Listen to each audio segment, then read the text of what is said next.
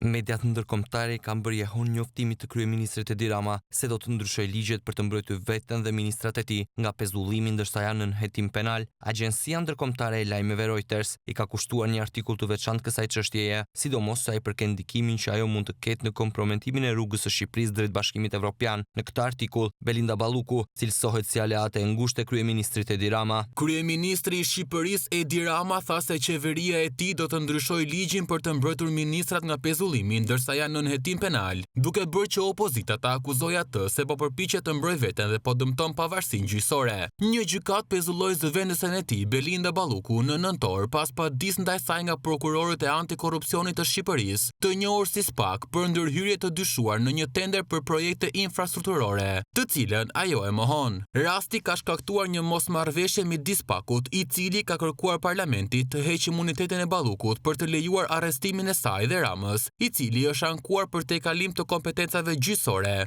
veçanërisht me para burgimet. Shqipëria synon të bashkohet me Bashkimin Evropian deri në vitin 2030, por bloku thot se vendi duhet të bëjë më shumë për të luftuar krimin dhe korrupsionin. Partia Socialiste e Ramës, e cila vitin e kaluar siguroi një mandat të 4 radhazi, ka një shumicë të konsiderueshme parlamentare dhe është e paqartë nëse dhe kur kuvendi do t'ia heqë imunitetin Ballukut, e cila shërbeu gjithashtu si ministre e infrastrukturës dhe është një aleate e ngushtë e kryeministrit. Reuters thekson se opozita shqiptare ka organizuar një sër protestash në muajt e fundit në Tiranë për të kërkuar dorëheqjen e Ballukut. Këtë të hënë, Partia Demokratike tha se Rama po kërkonte të kontrollonte procedurat gjyqësore në favor të tij me ndryshimet. Në një deklaratë për Reuters, PD ka theksuar se kjo nuk është gjë tjetër veç se një përpjekje e Ramës për të mbrojtur veten, duke hedhur në erë si pavarësinë e gjyqësorit ashtu edhe ndarjen e pushteteve, sepse pas Ballukut dhe shkeljeve të saj qëndron po vet ai.